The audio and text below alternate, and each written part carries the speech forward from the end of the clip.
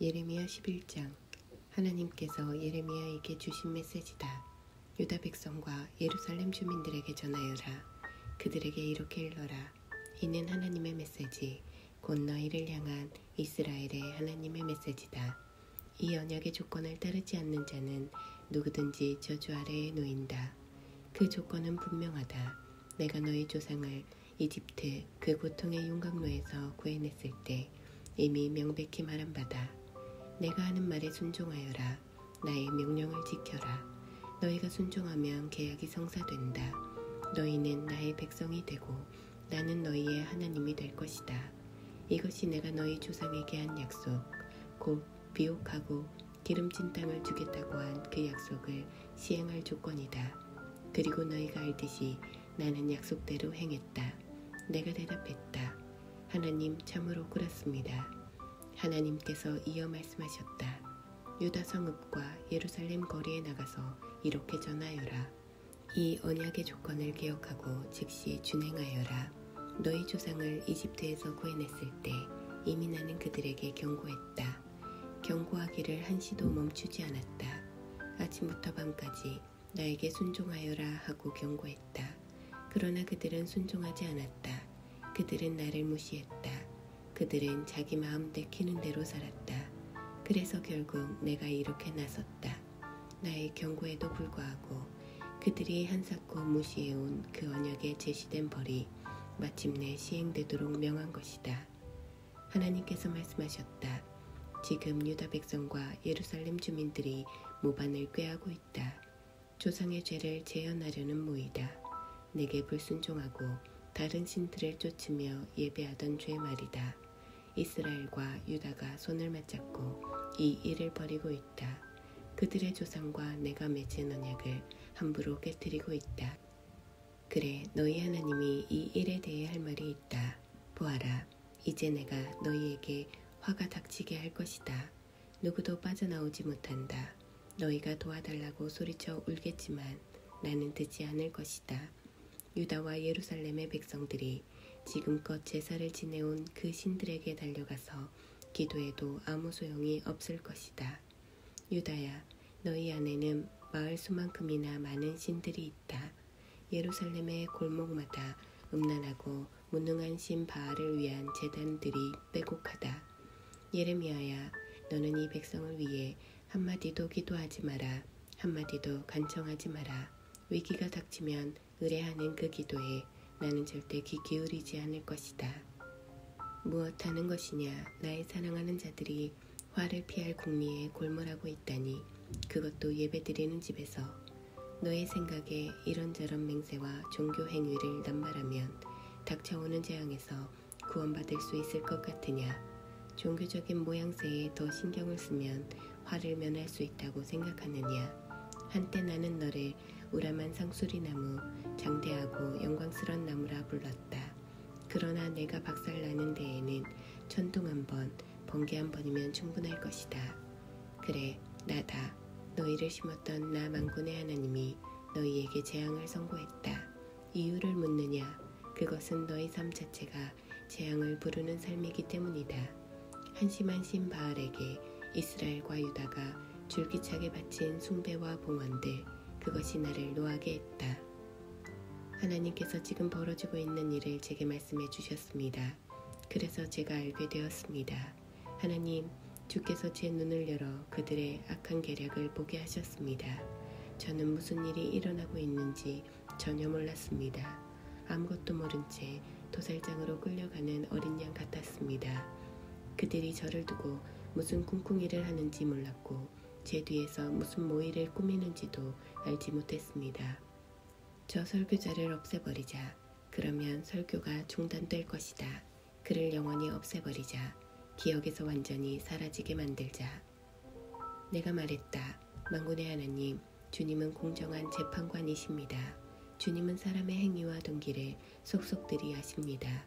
저는 그들의 정체가 폭로되어 수치를 당하는 꼴을 보고 싶습니다. 주님은 제가 어떤 사람인지 샅샅이 아십니다. 부디 제 오명을 씻어주십시오. 그러자 하나님께서 응답하시며 큰 소리로 말씀하셨다. 너를 살해하려는 아나돗 사람들, 우리에게 하나님의 이름으로 설교하지 마라. 계속 그렇게 나오면 너를 죽여버릴 테다 하고 말하는 그들을 내가 어떻게 다룰지 말해주겠다. 그렇다. 만군의 하나님이 말한다. 보아라. 나는 그들에게 책임을 물을 것이다. 그들의 젊은이들이 전쟁터에서 쓰러져 죽고 아이들은 굶어 죽을 것이다. 아무도 살아남지 못하리라. 아무도. 내가 재앙을 몰고서 아나돗 사람들을 찾아갈 것이다. 그날은 대재앙의 날이 되리라. 12장. 오 하나님, 주님은 의로우신 분, 모든 일을 바로잡으시는 분입니다. 이에 대해서는 이의가 없습니다. 그런데 제게 질문이 있습니다. 어째서 나쁜 인간들이 잘되고 사기꾼들이 성공하여 잘 사는 것입니까? 주께서 그들을 심으셨고 그들은 뿌리를 잘 내렸습니다. 그들은 번창했고 열매를 많이 맺었습니다. 그들은 마치 주님이 오랜 친구나 되는 듯 떠들지만 실은 주님에 대해 아무 관심도 없는 자들입니다. 그런데 주님은 저에 대해서는 안팎을 속속들이 꿰뚫어 보십니다. 저만은 무엇 하나도 그냥 넘어가시지 않습니다. 그들이 자신의 삶에 대해 대가를 치르게 해주십시오. 도살되는 양처럼 그들의 생명으로 대가를 치르게 해주십시오. 그들의 사악함 때문에 온 나라가 암울해졌고 농장은 폐허가 되었습니다. 이를 얼마나 더 보고 있어야 합니까? 짐승과 새들도 죽어나가고 있습니다. 하나님께 무관심한 그들, 하나님도 자신들에게 무관심할 거라고 생각하는 그들 때문에 말입니다. 예레미야야, 내가 사람들과의 경주에서도 이렇게 피곤해하면 앞으로 말들과는 어떻게 경주하겠느냐? 평온한 시절에도 정신을 가누지 못하면 앞으로 고난이 홍수 때의 요단강처럼 물밀듯 닥쳐올 때는 어떻게 하려느냐? 지금 너와 가장 가까운 친형제와 사촌들이 너를 해치려 작당하고 있다. 그들은 너를 잡으려고 혈안이다. 어떤 일도 서슴지 않을 것이다. 그들을 믿지 마라. 특히 미소를 띠고 접근할 때는 더욱 조심하여라. 나는 이스라엘 집을 버리고 내 사랑하는 백성을 버리고 떠날 참이다. 내 사랑하는 자들을 그 원수들의 손에 넘겨주려고 한다. 백성이, 내 사랑하는 백성이 내게 숲속에서 으르렁거리는 사자처럼 굴었다.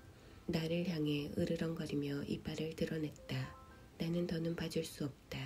어찌 내가 아끼는 자가 허영에 들뜬 공작새가 되었느냐. 내 백성은 지금 독수리의 공격을 받는 처지가 아니더냐.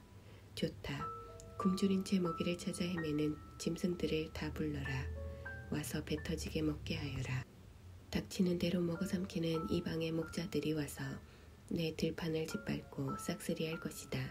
내가 정성껏 가꾼 아름다운 들판을 빈 깡통과 엉겅퀴만 있는 공터로 바꾸어 놓을 것이다.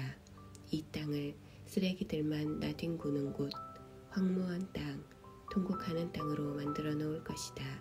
나라 전체가 황무지가 되어도 아무도 마음 쓰는 자 없을 것이다.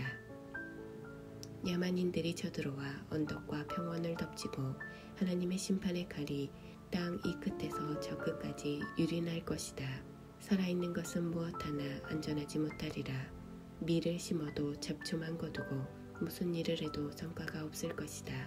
초라한 수확을 보며 가슴을 쥐어뜯게 되리라. 이 모두가 하나님의 불같은 진노의 결과다. 하나님의 메시지다. 내가 이스라엘에게 유산으로 준 땅을 유린한 나쁜 이웃들, 내가 그들을 땅에서 뽑아낼 것이다. 그리고 그 지역에서 유다를 데리고 나오겠다. 그 나쁜 이웃들을 뽑아내고 난 뒤에 마음을 누그러뜨려 그들을 다시 그들의 땅으로, 그들의 고향으로, 그들의 가족 농장으로 되돌려 보낼 것이다. 전에 내 백성으로 하여금 바알 신에게 기도하게 만든 그들이지만 성심으로 나의 길을 따르고 내게 기도하면 만사가 잘 풀릴 것이다. 그러나 내 말에 귀 기울이지 않을 때는 그들의 땅에서 뿌리채 뽑아내어 바로 폐기 처분할 것이다. 완전히 끝장내 버릴 것이다. 하나님의 포고다.